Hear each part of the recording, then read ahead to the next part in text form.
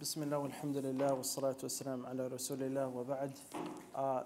Thank you all for having me, and it's great to be back once again. So I was briefed on, and I will say this on in front of everyone too. I do apologize because we're going back and forth. Alhamdulillah, we made it happen. So we'll make the best of it, inshallah. And so, with anybody know when Ramadan will start, inshallah? Whenever the moon sighting is no. So it's either Wednesday or Thursday, inshallah, right? And that's going to be based upon the sighting of the moon, as many of the masajids around the world will do. Having said that it's either Wednesday or Thursday, you have to start really prepping yourself for what's coming. And when you ponder upon the previous Ramadans that we've had, and we've been fasting for 5, 10, 15, some of us 20 years, we have Ramadan under our belts in terms of experience. And Ramadan is like a school. So if you've been going to school for 5, 10, 15, 20 years, are you 5, 10, 15, 20 years better than you were those years ago? Or it's like going to a gym and you constantly work on yourself. Have you achieved and have you become better than what you were in the past? These are all questions that you would have to ask yourself, because otherwise Ramadan just becomes an emotion. It's almost like a cultural practice where we live it but we don't feel it. And Ramadan is all about that spiritual connection. Because just like our cell phones, when you go into certain classrooms or certain areas, you lose reception, you have a panic attack. Because you've lost that connection from your friends, from the people you care about, from the Warriors game, which explains why there's not that many brothers here today. And so I see that was a tempting thing, and I was battling against the Warriors game. So no worries. But you start to really feel anxious that I don't have any contact that's out there. Social media, Facebook, all of that. When people go camping, the number one question they ask, not are there bears or lions or tigers, do I have cell phone reception? So because it matters to them so much to make sure they're connected to the outside world, we forgot that main connection that matters most. And that's with Allah subhanahu wa ta'ala. If we lost that connection, the question that we have to ask ourselves, why doesn't that bother us? We're more worried about a dead battery on a cell phone than we are with a dead heart that's in our chest. But that's why Ramadan comes in the first place. It's to revitalize, rekindle, to start that flame that has dissipated, that has went away. Allah subhanahu wa ta'ala says, يَا أَيُّهَا الَّذِينَ آمَنُوا كُتِبَ عَلَيْكُمُ الصِّيَامُ كَمَا كُتِبَ عَلَى الَّذِينَ مِنْ قَبْلِكُمْ لَعَلَّكُمْ تَتَّقُونَ. O you who have iman, O you who believe, fasting is prescribed for you like it was prescribed for those before you. What's the purpose of fasting? Does anybody know? I could tell you. It's not to lose 10, 20, 30 pounds. It's not a diet plan. It's actually to achieve taqwa. Who can tell me what taqwa means? Anyone? Just guess. Excellent guess. Okay. And fear of Allah, thinking of Allah subhanahu wa ta'ala when you're probably not. It's like having that awareness of, regardless of your surroundings, you have Allah on your mind. That's why we get a lot of reward for thinking about Allah at times when others are not. That's why qiyam, praying at night when everyone is asleep, it has a high reward. Doing hajj, not many people can do hajj. So the reward at that time is maximized. Taqwa in Arabic, it comes from the word wiqaya, which means to protect yourself. So I know we're students. At the same time, Ramadan is coming, it's going to come regardless of whether you're ready for it or not. Okay? The days will tick, whether you spend most of the days watching movies or you spend it doing other acts that Allah loves. So, the word taqwa literally means protection. Like when we say, وَقِنَا عَذَابَ النَّارِ, and protect us from the punishment of the fire. That word qi is what that dua is all about. It is asking Allah to protect us from the punishment of the fire. So taqwa literally means to protect yourself. To protect yourself from what? For example, somebody's wearing a bulletproof vest. He is having taqwa. He is protecting himself from the outside elements. You put a jacket on because it's cold. You're having taqwa because you're trying to protect and safeguard yourself from the outside elements. You're going to go on a long journey. You're going to travel. You have your passport. You have your money. You have your cell phone. You have all of these means to protect yourself so you don't fall into trouble. But when we say taqwa with Allah subhanahu wa ta'ala, that means I'm going to protect myself from falling into temptation. I'm going to protect myself from doing sins. I'm going to protect myself from not looking at that thing or that person.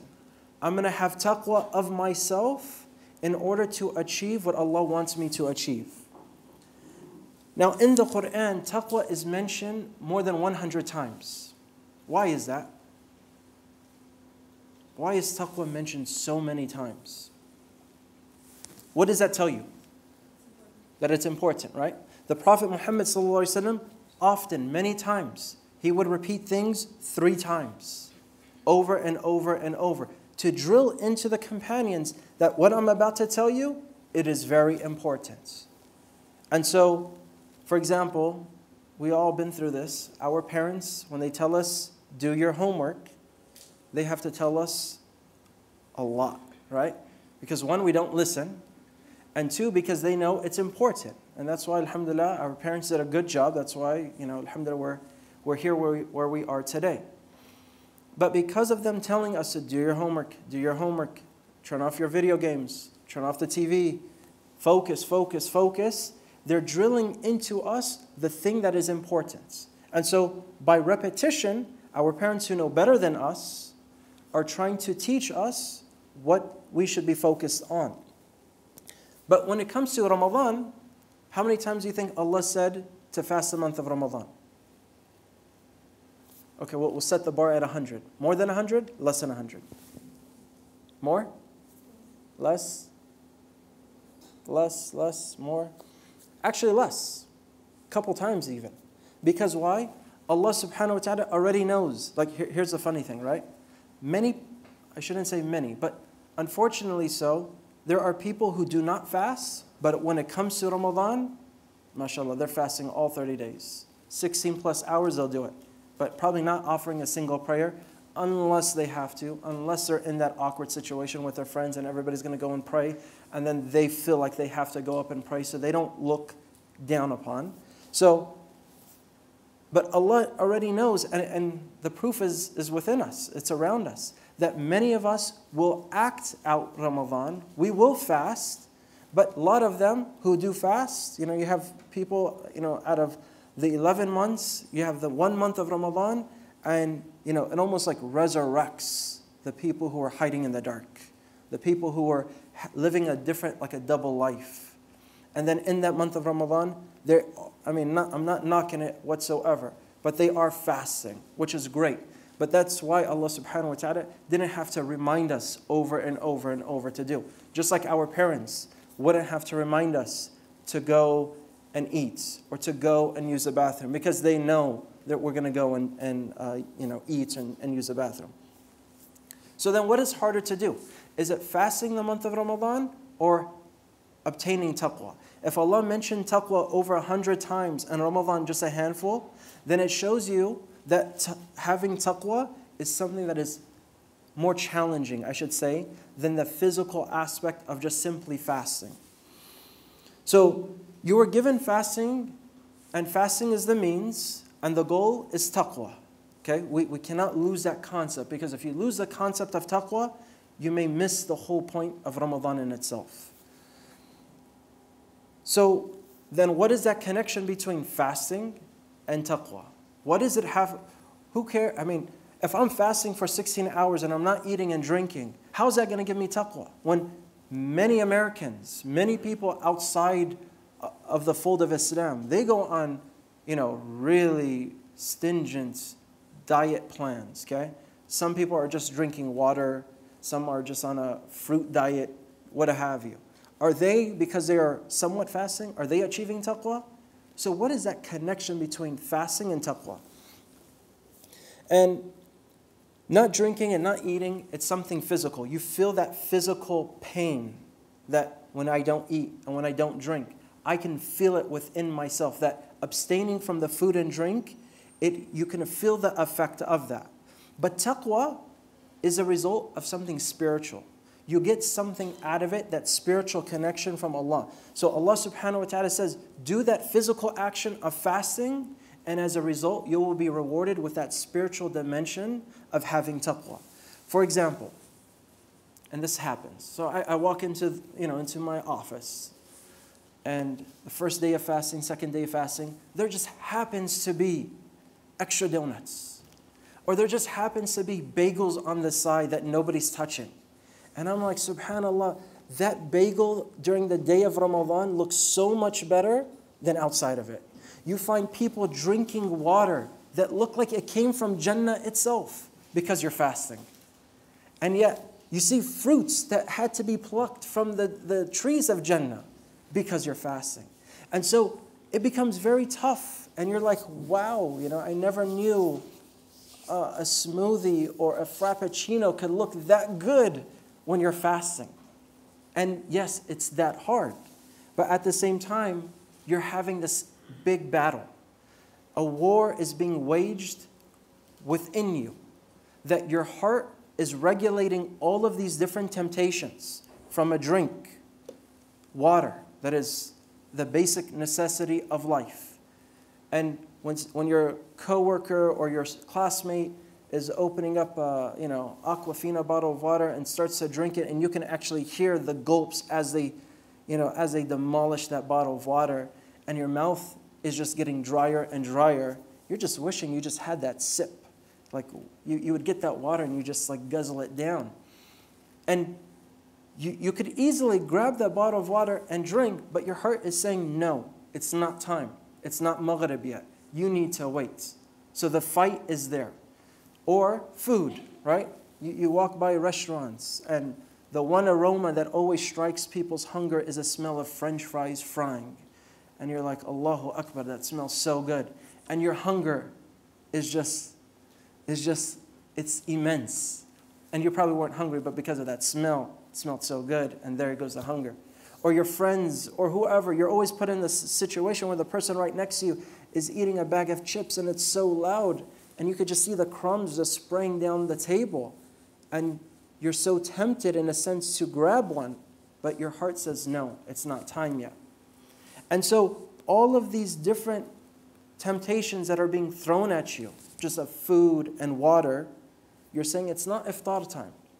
You're going to say, I'm going to starve until the time is allowed for me to start eating. So your throat says, no, I'm not going to drink because it's not allowed for me to do that. Your heart is fighting that fight.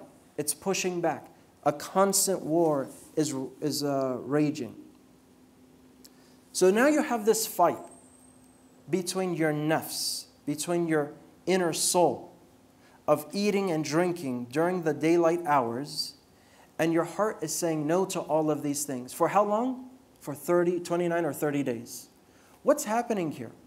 Allah subhanahu wa ta'ala is putting you through this training program that if you could say no to a cup of water, you could in the essence say no to any habit that you've had for those 11 months. That's why, with people who smoke, they're able to hold back that cigarette for 16 plus hours, 2/3 of the day, from having to smoke a cigarette. If Allah is proving to them that there's no habit that you cannot break. If you can hold back for 2/3, you can do it for the rest of the third. if you really wanted to do. And Allah is putting the proof in this month. That's why you have, these temptations, oh, that song is nice, and, you want to put your earbuds in there, but it's Ramadan, you say, you know what, I can't listen to music. Or there's that rated R movie. I remember when Dark Knight came out, it was like on the first day of Ramadan. And people were asking, are you going to go and watch it or not? Oh. Somebody failed, looks like. No, it was a big question mark for a lot of people. Is it okay if I go and watch it? The fact that you're asking the question kind of gives you the answer. If you could just clear your mind, I'm not going to ask whether anybody did that or not. But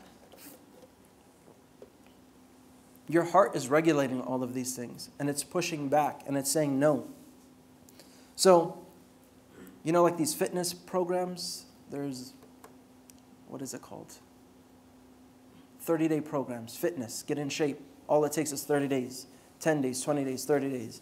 And you're being bombarded with all of these, change your life in just 30 days or less, and you can achieve, whatever your heart desired. You want to have, a six-pack, you want to have muscles, you want to lose 50 pounds, you want to lose this many, you want to do this, you want to learn a new language. It's always like broken out into 30 days, 20 days, whatever. It's a program that is set for a certain duration of days.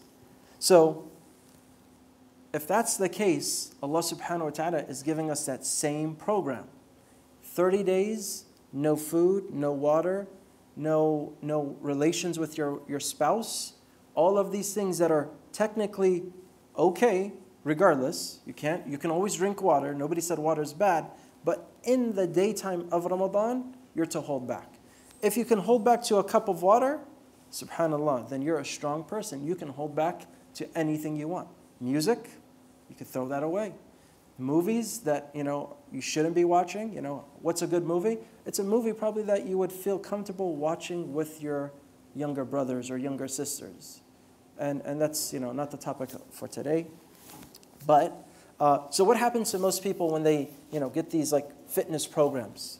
They press play the first day, they watch it, they're exhausted. The second day they quit, right? And they try to see what's the return policy on this because it's kind of impossible. What happens to a Muslim though? After fasting 16 plus hours, second day you quit? No, you're like, on to the next one. And you're pushing through until you can achieve what Allah subhanahu wa ta'ala wanted you to achieve. So Muslims don't quit after the first day of fasting. In fact, it starts to become enjoyable. As you fast, you start to get used to this, and it's not that bad. First day, yeah, you have your withdrawals. If you're a student and you drink coffee, I recommend you not drink coffee tomorrow just to get your body used to it. Sodas, soft drinks, caffeine, anything that's caffeinated, those have withdrawals on your system. You get headaches from that. So start prepping for that time, because you could see people like, mashallah, on the first day of fasting, it's like they're a Ramadan warrior. You have people who did nothing for 11 months, and then on the first day of fasting, they're shocking their body for a whole day, not eating or drinking, when throughout the whole entire year, you never did something close to that. So, and that's why the Prophet ﷺ, in the month of Sha'ban, he used to fast like he was never going to break his fast. And that was the same thing, because the month of Sha'ban was the month to start gearing up to doing good deeds. And that was the month of Ramadan.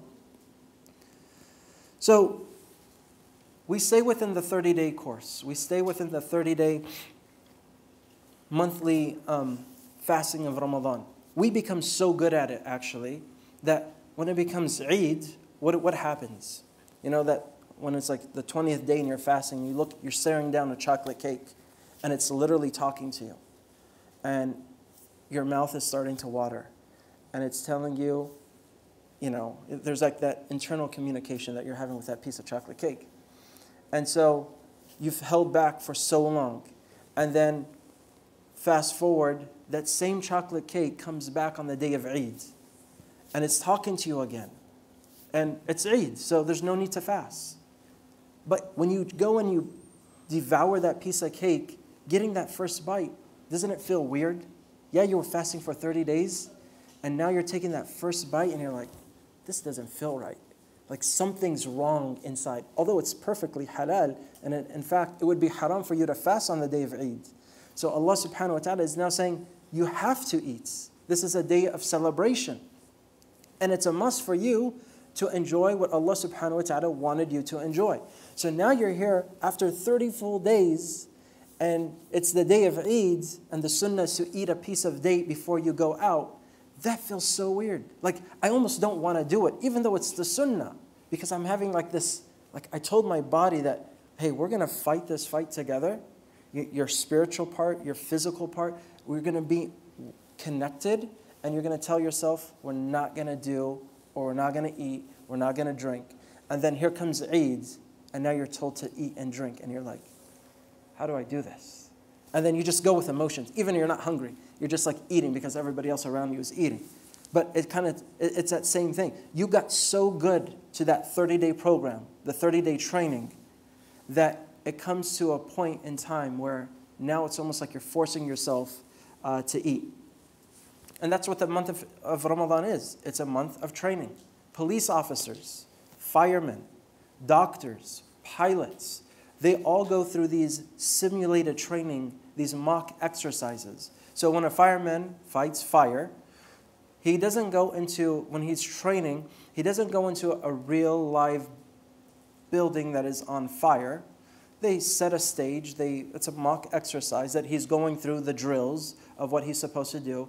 A police officer is also doing the same thing. He may not have real bullets, or may not have a real gun, or may not be fighting with a real criminal. So they're going through these mock exercises in order to train their soul.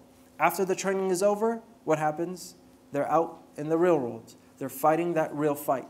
Just like us, Allah subhanahu wa ta'ala geared us for 30 days of training and fighting and battling. And then once we celebrate that day of Eid, we know that the real fight is going to start. The shaitan is going to come back and try to tempt us with the things that he was somewhat successful in, because you kind of needed that refresh, that restart. So, and in the month of Ramadan, we know that the doors of Jannah are open and the gates of hellfire are closed and the shayateen are locked up. And this is always a number one question of, if the shaitans are locked up, why are we still doing bad things? That's a good question. Because if the shaitan is gone and you're still doing bad, this is kind of that's really who you are. Shaitan got you so good that he doesn't even need to tell you what to do. You're doing it yourself. In fact, some of the scholars said that there are people who are so inclined to evil that they teach the shaitan the evil stuff. The shaitan is impressed, like, wow, way to go. You're doing better than what I thought you could do. So all of this vicious cycle, it gets hammered down within these 30 days for us to really exercise and fight that fight. And that's why with shaitan being locked up for 30 days versus the 11 months, we're able to go at it. So what happens after the 30 days is over? Then it's a time of celebration. And if you quit, you usually don't celebrate. It's like school. If you quit within the mid-semester, you're most likely not going to graduate. Same thing with Islamically in that sense as well. So, as a result of all of this struggling and the back and forth, Allah subhanahu wa ta'ala then says, وَلَعَلَّكُمْ تَشْكُرُونَ, and that you should be grateful. What should we be grateful for? When in this month of Ramadan, He's the one who took things away from us, the basic things of life.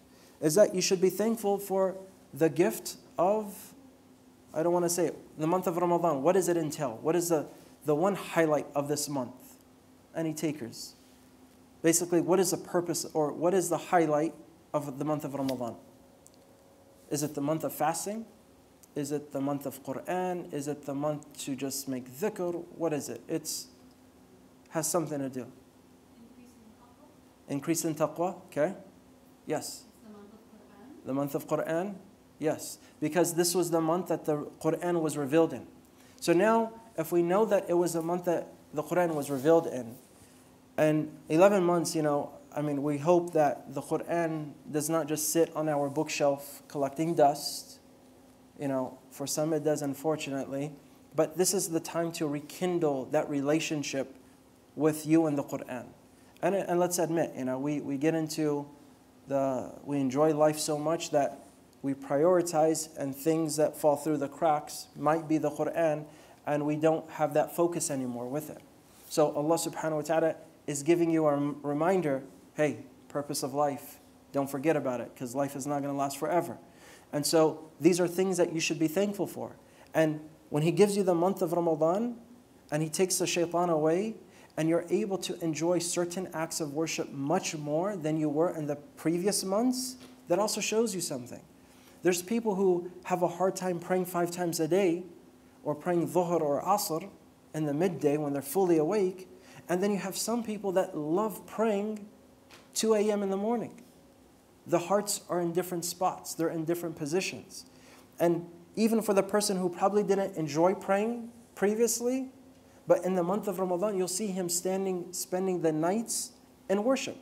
Because with the shaitan away, you're able to enjoy these acts of worship much more. So whether that's reading Quran, whether that's praying, whether that's, smiling at the brother or sister of another person, there's so many acts of worship that when you do in the month of Ramadan, they have such a sweeter flavor. Understanding the Quran becomes even magnified. Thanking Allah subhanahu wa ta'ala just for the month in itself of having the shaitan away. Anybody do Umrah? Went to Mecca? MashaAllah. 1, 2, 3, half, okay. 4, 5. When you go, how do you feel when you leave? It's like, it's depressing. Wallah, it's so depressing. And I don't know if you guys remember, but when you're out leaving Mecca or Medina, they have these pillars, like these big structures that say you are now leaving like the haram area, the sacred sanctuary. As you leave it, you're like, your life is it's like crashing down. You went and you enjoyed 7, 14, 3 weeks of worship, and that's all you did. You went, okay, maybe that's not all we did, because we went, you prayed, and then you go shopping for a few hours, but it was like a little mix in between, right? But you felt like this complete joy of, this is all I want to do the rest of my life. You're wondering, how could you ever leave a life like that, and you just wish you could stay in that position and just hit pause and just go from your hotel room to the buffet to the haram, back to the haram, back to your buffet, back to the room, and vice versa. And it keeps on going, that little cycle. And that's all you're doing. Praying, praying, and praying. Fasting, fasting, and fasting, especially if it's during the month of Ramadan. And you're starting to really see, like, man, this is what life is supposed to be about. But then you go back and you're here in UC Davis and you have a final the next 2 weeks, and it's like, it's a sick feeling. I mean, that's one of the things. It's like going on vacation, right? Vacations all come to an end. And that's in fact one of the tests that we're tested with, is that that's not what life is supposed to be about, just staying in the masjid or just 24-hour worship or reading or whatnot. There's more to it than that. And that's where we'll talk about now the student life. I wanted to give you this overall comprehensive view of taqwa and what it means to have, because people don't see the connection, inshallah, between fasting and achieving taqwa. But inshallah, hopefully you guys see a clearer picture now why, if you're able to say no to the basic necessities of life, like water, then you should be able to say no to the CDs and music songs that you're listening to. You're able to make that commitment in Ramadan much better than you are outside of it. If you don't repent in the month of Ramadan, then they always ask the question, well, then when are you going to repent? If it's not this month when the shaitan is gone, then when are you going to come back to Allah subhanahu wa ta'ala? So we often hear complaints like, I'm too busy, I don't have time to read. Or when I read the Quran, I don't get much out of it. That spiritual connection is missing. Anybody feel that way? Yeah. Because it's true. It's a valid feeling. The Quran was revealed in how many years? Anybody know? I don't mean to ask these questions to put people on the spot, just do it to make sure people are awake. But it was revealed in the period of, 23 months, 23 years, 23 days. Bingo. 23 years. So what happens? A couple days before Ramadan, we get our Qur'ans and we're trying to read. We're like trying to do a crash course within 23 hours and try to comprehend this book that was revealed over a period of 23 years. And then we stand in prayer and we're like, wow, I don't feel anything. Well, that's because probably there's that disconnect, you know. It doesn't happen that easily for you to just be in sync with the words of the Qur'an.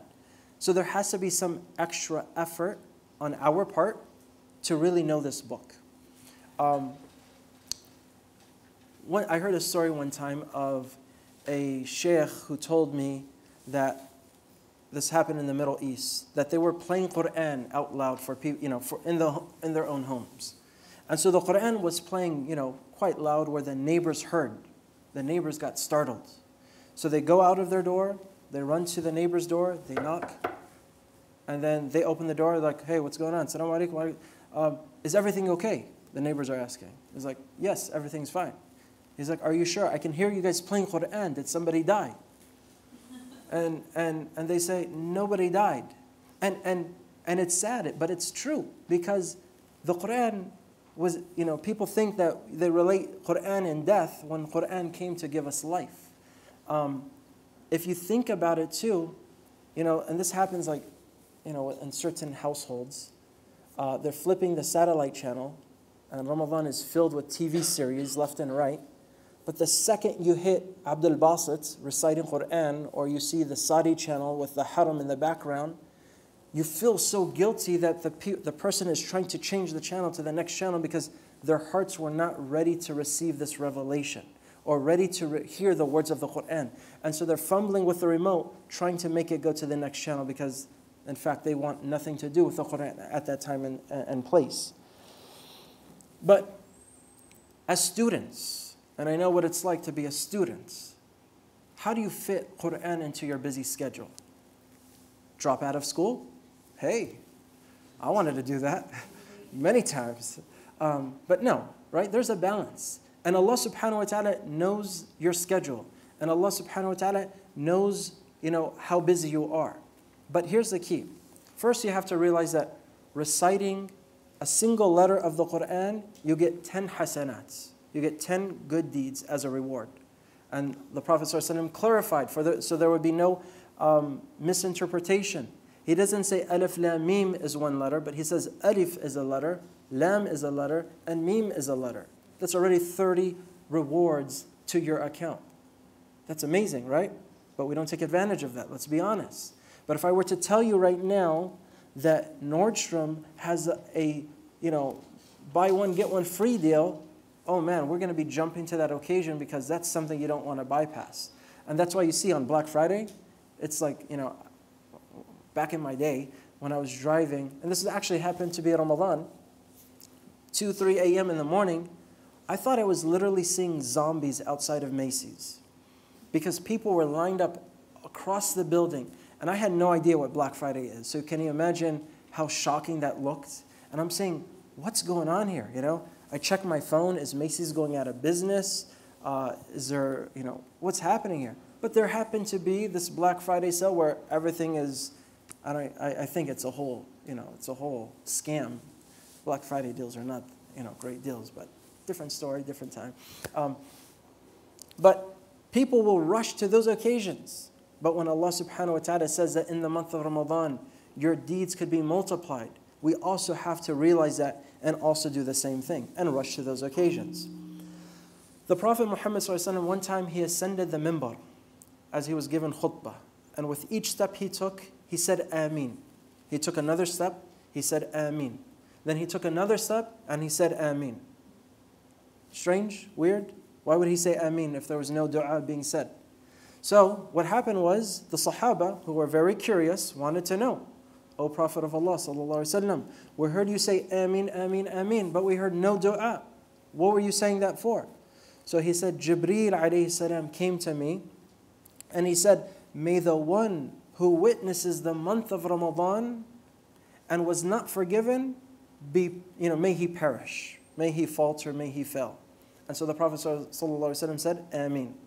So this is everyone is busy, right? Everyone's plate is full. But I guarantee you, there is some wiggle room within that. It's about sacrifices, which we'll get to. The other two situations, just for that matter, is that parents, he also mentioned the second time why he said Ameen, is that if one or both of your parents reach an old age and you do not honor them, may he perish. And the Prophet ﷺ said, Ameen. And then the third one, anybody know?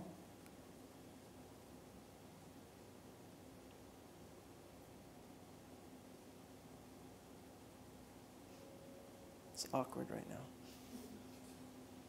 now. It slipped me, but that's okay. So we all don't know, alhamdulillah. We'll get back to it. Alhamdulillah.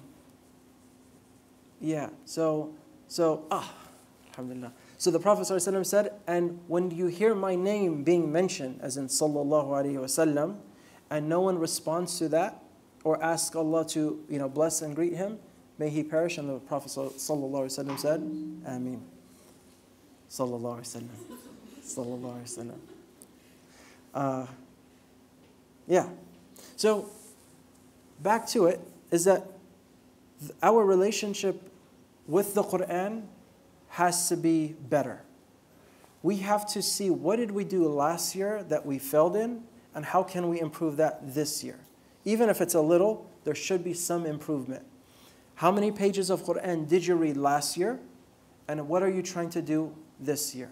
There should be some improvement. There should be some progress. You might say, well, I really didn't read. Well, guess what? I'm going to say, then this is the Ramadan that you should start. Start somewhere, and don't just keep on saying, you know what, I don't have enough time. You're only losing out on yourself, for yourself. So the Prophet ﷺ, he was a generous person. And he was even more generous during the month of Ramadan. And they said that his generosity was like a breezing wind. Interesting analogy, right? Why would they compare it with a breeze, with like a gust of wind?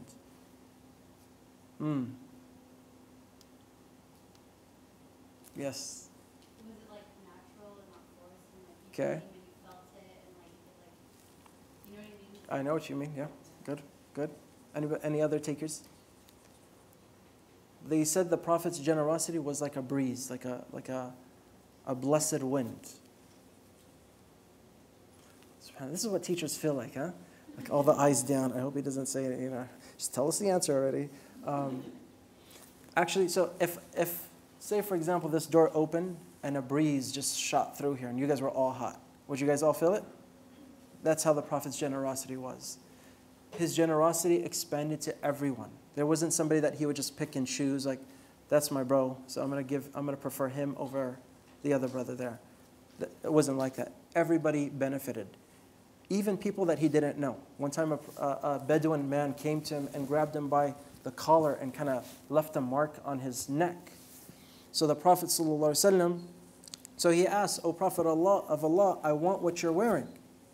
The Prophet ﷺ didn't give him a karate chop.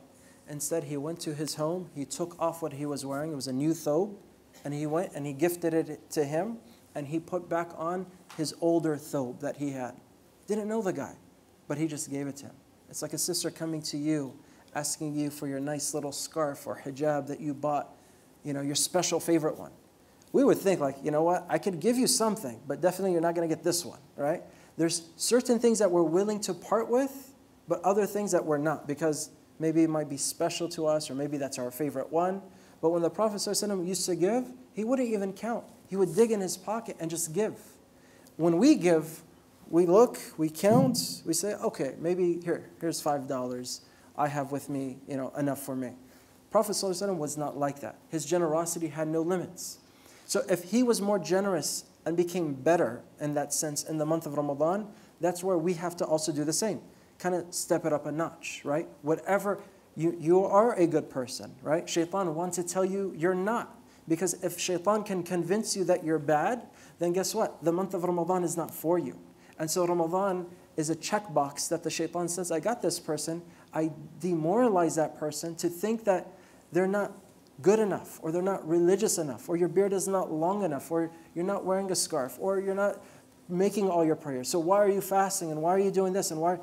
Don't let shaitan fool you in that category, because the month of Ramadan is for you. In fact, it's for everyone. If you're a Muslim, it's for you. And if you're not, it's still for you, because even non-Muslims benefit from the month of Ramadan just like we do, with the iftars and the friendliness and the, good gestures. So let this Ramadan be that month for you as well. The thing about the Quran as well is that we misuse it, okay? I remember, and my mom, she's a great lady, may Allah bless her. Some family members, when the baby was born, they would clip like Ayatul Kursi, certain verses onto the clothing. Sounds familiar? I think every culture probably does that, okay? At least back home. So they do that, why though? Why? There was a hadith that the Prophet read it to his grandson. Okay, so, yes, so there's a difference now between reading it, applying it, versus wearing it, okay?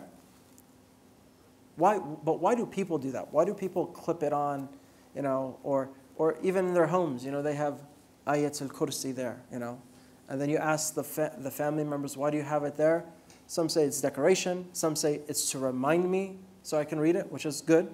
Some say that it's to ward off evil, or to protect me from the evil eye, or to protect my house from jinn. We won't talk about jinn today, so don't worry. But a lot of these different topics. And so having that verse that's suspended on the wall, will it achieve that result of warding off evil? Absolutely not. It doesn't matter what you hang in your homes. What matters is what you're doing. It's like I have a headache, and it's a really bad headache, so I take a piece of Tylenol and I put it in my pocket thinking it's going to fix my headache. That's exactly, it's mind-boggling, but that's exactly the misuse that people use the Quran. Or I get Tylenol or pain medication and I wear it around my neck and I say, okay, now I'm going to feel much better. You're misusing the medicine and you're not using it the right way.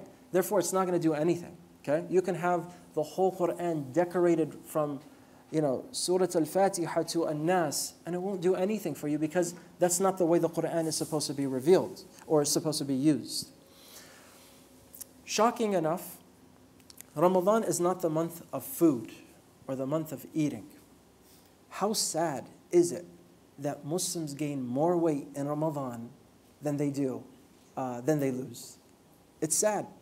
Because how many hours do we actually have to eat? The night is about 8 hours or so. If you're living in Argentina, I saw this little road map that showed the hours of Argentina. They're fasting for 11 hours. So if you're looking for somewhere to go for the month of Ramadan, Argentina would be a good idea. Fasting a very 1/3 of the day, or half the day. If you're in New Zealand or Iceland, you're fasting 22 hours out of the day. You barely have time to pray at Maghrib and literally stuff your mouth. Prayer is like from 2 hours. You're going to pray Isha, and then Fajr is like in an hour and a half. Got it. Speeding on. So if that's the case, Ramadan is not the month of eating. It's not the month of cooking. Because, the husband, mashallah, the father, he's telling the wife, oh, I've been craving, make me this dish and make me that, and can you also make this too? And the wife is there, mashallah, from Dhuhr till Isha or till Maghrib, and the husband's like watching the food channel, his appetite is just growing, but his stomach is only shrinking, and he's daydreaming about food and telling his wife or spouse to make so many different dishes, and it's just them two. So then what happens to that food? It goes to waste because he saw something new on the food channel that he wants to eat for the next day. So it's unfortunate 2 things happen. People overeat people gain weight, and food, there's a lot of food waste that happens in this month of Ramadan too, which in all honesty is very sad. And that's no laughing matter with the fact that there are so many people who are starving, literally starving to death. In the country where I'm from, Yemen for example, people are literally starving to death. People are dying due to what? Not having food. I don't remember the last time I had an issue, or maybe you guys had an issue, where you didn't know what you were going to eat. I mean, you had food for you, but you never had an issue like, oh man, I haven't eaten. You ate because you didn't want to, or because you're studying and those late nights, cramming and all that stuff. But never once, especially in America, do you hear people starving to death. There was a story actually from people from Somalia came to Yemen to live a better life. When they got to Yemen, guess what they realized? They went back home because they said, we were actually living better than they were. That's how bad the condition was in Yemen. There's malnutrition and there's so many things that are going on there. We ask Allah subhanahu wa ta'ala to ease their affairs. Eating habits is another thing, right? Try to eat healthy foods. Try to eat good food. Try to avoid, your samosas, your pakoras, your greasy, oil, deep fried. People are going to leave the lecture now that I'm saying this. Try to avoid those deep fried, unhealthy, greasy foods, because why? Your nighttime, there's only a little. So if you're putting into your system something that's not going to sustain you for the rest of the night, your system's going to crash and burn. You're not going to get much out of the rest of the night. Now comes to the time to what kind of acts of worship will you be able to do? That's as much as you're able to do, right? You cannot do more than you can bear. But if you're claiming to me that I don't have enough time to do A, B, and C, then I'm going to ask you, well, are you watching movies? Are you watching TV? If you cannot do all those extra acts of worship, then the least that I will tell you to do is avoid the habitual sins that you used to do in the past. Listening to music. You cannot fathom listening to music and listening to the Quran. If somebody was listening to music and you played Quran at the same time, it's kind of awkward because there's that feeling of guilt. You shouldn't be listening to it, but you do. And when the Quran gets played or the reminder is given, then you're kind of feeling remorseful. And as I'm saying this, you're like, oh, I don't know if I can give up music. You can.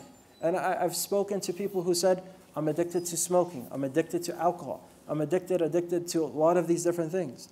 Everybody has an addiction. Everybody has a temptation that they're accustomed to doing.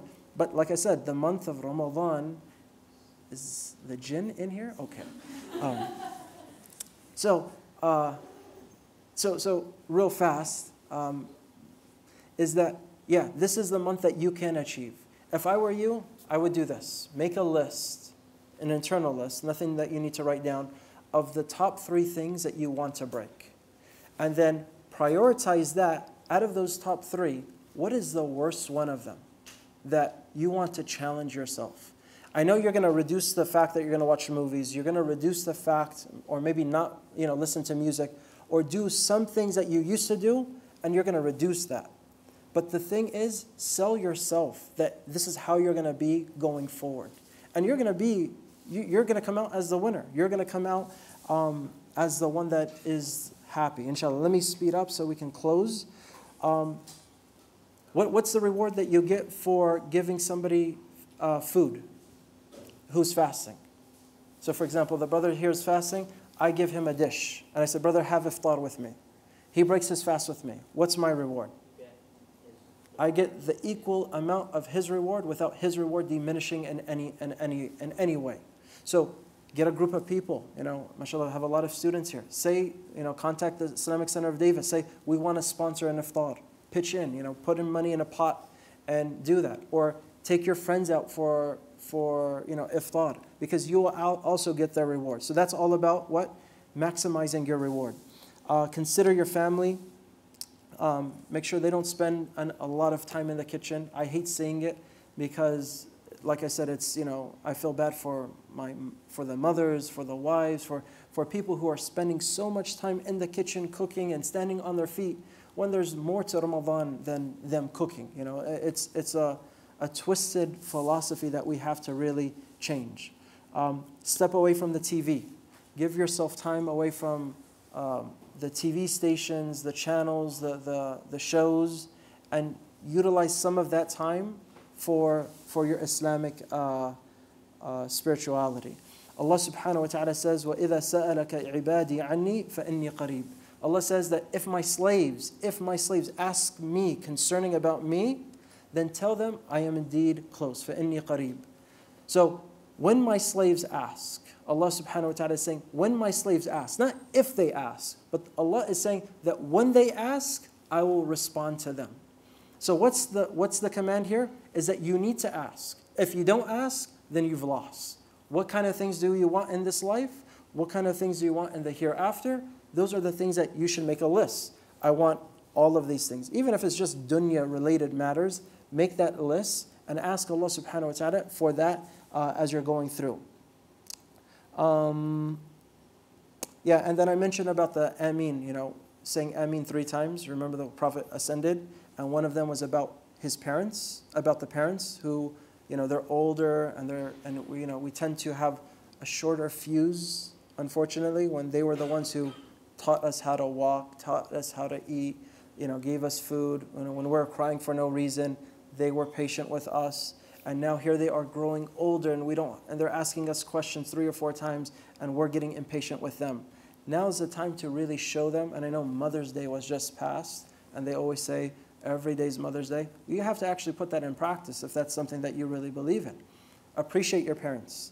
I gave a khutbah one time about appreciating your mother, and a person who, after the khutbah, he stepped out of the masjid, he called his mom that was back home in Palestine and said, Brother Fahmy, after I heard your talk, I wanted to make sure that I let my mom know. And it's not something like, I heard a talk, Mom, and he told me to go kiss you on your forehead, or to say I love you, or to buy you flowers or fruits or whatever. No, do it out of your heart and do it repeatedly during this month of Ramadan, and that will be also a good habit as well.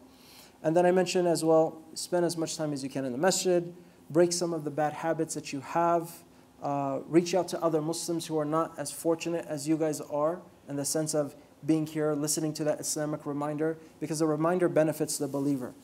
And then lastly, for your Islamic home or your Islamic, your dorm or wherever you're living, have some type of Islamic books, Islamic CDs, lectures. You may be taking a break or play some Quran. Keep that Islamic spirituality just within and around. That way you can actually try to gear up yourself to take yourself to the next level, inshallah. I know we're out of time, so I will conclude there, inshallah. Jazakumullah khair and barakallahu fikum. I don't know, what time is Maghrib actually? Right now? They pray at the masjid about 8 minutes. 8 minutes? Okay. Cool. Any questions, or are we good? Or yes? Do you have any recommendations for, so I know there's a lot of different shields and stuff on YouTube, like Omar Suleiman, Mufti Meng, the notorious ones, Numan Ali Khan. So I think a big part for me about sorry. Did you say notorious ones? Notorious is bad, huh? I think so. Sounds Famous. Okay, yes. Yeah, I got you. I tried to be. I just wanted to make sure where your question was coming from. No worries. Go ahead. I think for me, a big part of what I want to do this Ramadan is find somebody or find a lecture about what the meaning of the Quran is. Because sometimes when I read it, you don't actually understand it because it's Shakespearean or the language Yep. is hard to grasp, and somebody explaining it to you is just more sometimes impactful. Do you have any recommendations for how to go about learning the meaning of the Quran? Because I think it's beautiful to be able to read it, but the way that it enters your heart is if you understand what you're reading. Sure. No, and that's a good question, because that is wanting to have a deeper meaning of what the Quran means, right? We hear the Quran all the time, but sometimes it's in one ear, out the other, right? What does it really do for us on a spiritual level? There's plenty of lectures, but I would say, you're not going to find, and you may find, but you won't find something that is from A to Z, how to benefit from the Quran. What you will find is for example, stories of the prophets. Mufti Mink has a long lecture about stories of the prophets. A lot of those stories come from the Quran. A third of the Quran is actually dedicated to stories. So when you go and you read these these stories, or you listen to the lecture like by Mufti Mink, and he talks about the prophets, or Umar Sulaiman, they have all of these. He actually has one, it's called Quran Weekly too. So where he actually will go and give like little tidbits and try to, expand and break them down. 10 minutes is good. But actually when you mention, these different speakers, a lot of them have series, the whole seerah, for example. Anybody, and reading the seerah, it's a good chunk, it's a big volume. If you haven't read the seerah, perfect time to do so, right? Utilize the seerah as like the biography of the Prophet ﷺ.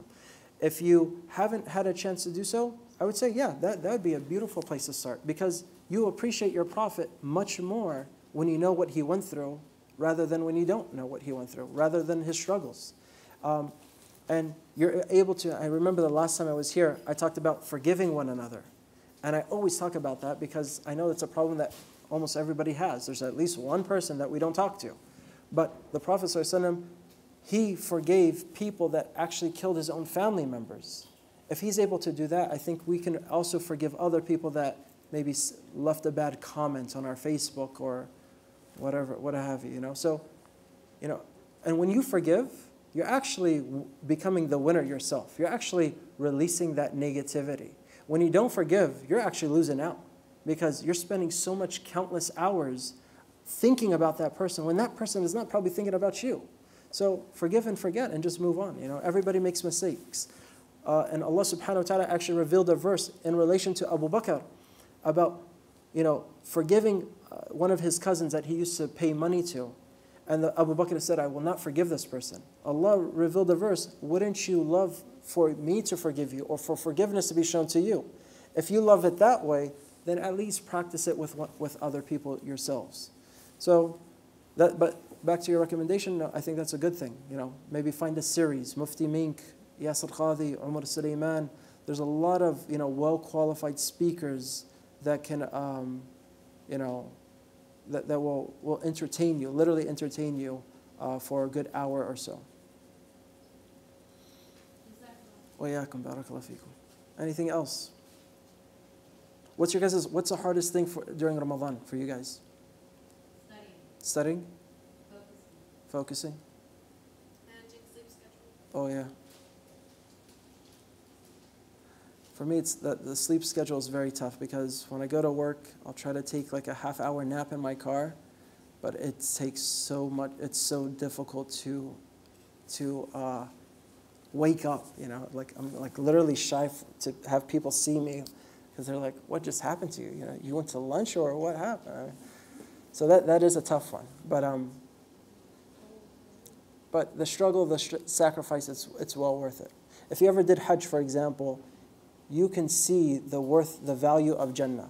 Doing something that's easy doesn't necessarily mean the value is worth it, right?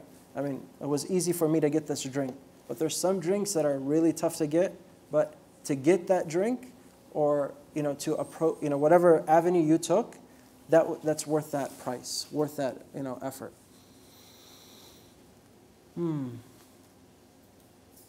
What else?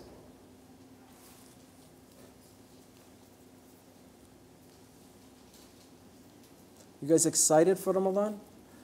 Yes. Even if you're not, say yes. Because if you're not, then you're already going into it defeated. And that's how shaitan will get you. It's tough. There's no doubt about that. It is going to be tough. It's not going to be easy. But, Allah does not make something that is too tough for us, where we're going to fail. It's just like parents and their children, right? We're not going to set them up for failure and give them the keys to the car and tell them to go buy us groceries and come back without any accidents. No. Allah subhanahu wa ta'ala, when He has us do something, it's out of wisdom and justice and fairness, that when we do that thing, it's not going to break us. And I think the last time I was here, the Prophet ﷺ, he compared us like the palm tree. The palm tree, like in Florida, when a hurricane strikes, the palm tree, you'll never see that it broke in two.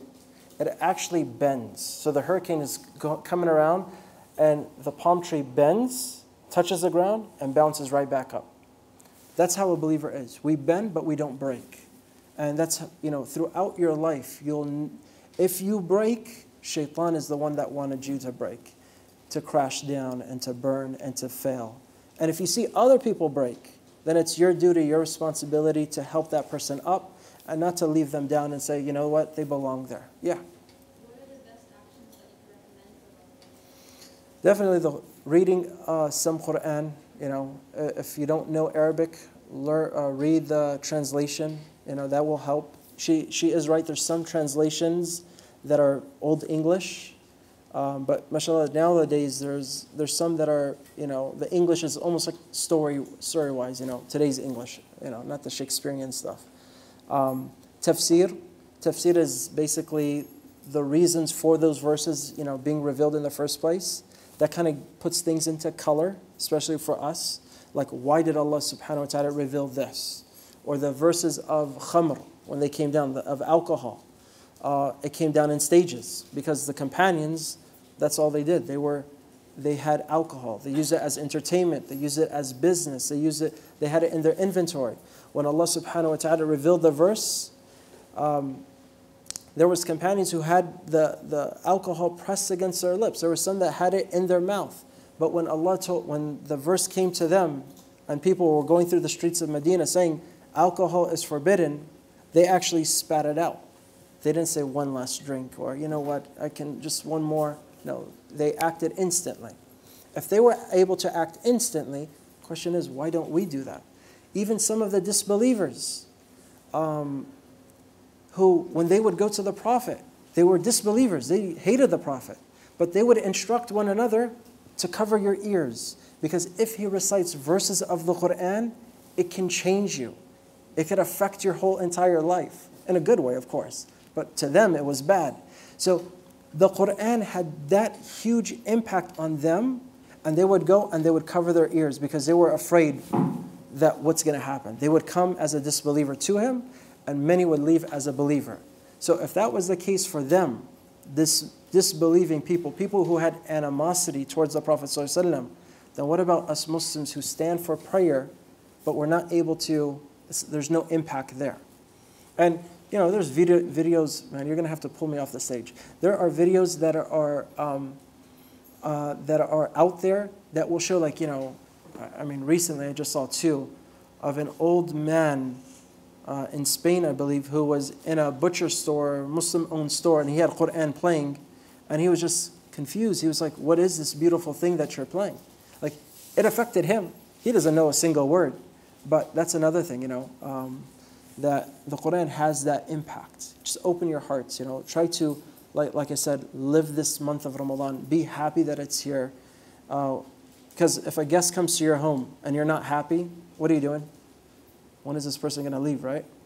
But if you're happy that the month of Ramadan, which is a guest, and you're decorating your homes, you know, you're putting up banners, you're trying to tell your kids, your little brothers and sisters that, hey, Ramadan is here, you're having balloons decorated in the homes, and you should do that because Christians do that for their holidays. And it's not right that our young ones see Christmas lights and Christmas trees and all these decorations, but when it comes for Eid, dad's at work, mom's, you know, busy, and the kids don't feel it. No wonder why they want to buy a Christmas tree. So it's something that, and I know, you know, not everybody here has a family. Well, you have a family, but when you go to your parents, let them know. You know, say, hey, you know what? We should start some of these things today. It's the best thing that we can do. Buy gifts for your kids. Expensive, but subhanAllah, it's worth it. I know you guys are students, but you know, you can try. Jazakumullah khair.